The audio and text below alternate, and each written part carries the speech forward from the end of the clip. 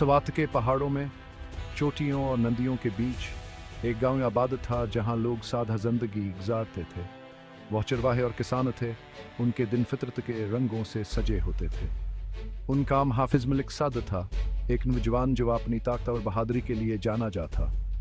मुल्क साद अपने लोगों से बहुत प्यार करता था। वो हमेशा हमद के लिए तैयार रहता था और अपनी जान देकर अपने घर की हिफाजत करता था। मुल्क साद हर रोज़ अपनी तलवार के साथ तरबियत करता था। वह अपने गांव की हिफाजत की अहमियत जानता था। पहाड़ सख्त और बेरहम थे, चोटियों के साए में खतरा मंडलाते रहते थे, लेकिन मुल्क साद की हम तामीद की न थी। वो किसी भी खतरे के लिए तैयार था। एक रात चांद की मध्यम रोशनी में 40 चोरों का एक गिरोह गांव की तरफ चपके से बढ़ा। वह बेरहमा और लालची थे। उनकी गायें देहातियों के मामूली माल पर थीं। चोरों ने सोचा कि वह बगैर किसी रुकावट के हमला कर सकते हैं। उनका ख्याल था कि देहाती आसान हदफ हैं। मुल्क साद चौकस था। इसने चोरों को दूर से देख लिया। वह जानता था कहाँ से जल्दी करनी होगी। इसने रात की खामोशी में अपनी जदार आवाज़ बुलंद की। देहातियों ने अपना दफा करने के लिए जो कुछ भी हो सकता था उठा लिया। वह मलिक साद की ताकत को जानते थे। वह अपने मुहाफिज के शाना बशाना लड़ेंगे। मुल्क साद लड़ाई के इन बैच में कूदा। उसकी तलवार चांदनी में चमका थी। वह पहाड़ी शेर की तरह लड़ा, लेकिन चोर बहुत ज्यादा थे। अफरा-तफरी में मुल्क साद की तलवार एक चट्टान से टकरा गई और टूट गई। वो सिर्फ टूटी हुई तलवार के साथ रह गया था। चोर हिंसे इन्हें लगा कर जीत गए हैं, लेकिन मुल्क साद मुतज़लज़ल नहीं हुआ। उसने लकड़ी का एक मजबूत डंडा पकड़ लिया। वह हावर भी ज़्यादा हशदत से लड़ा।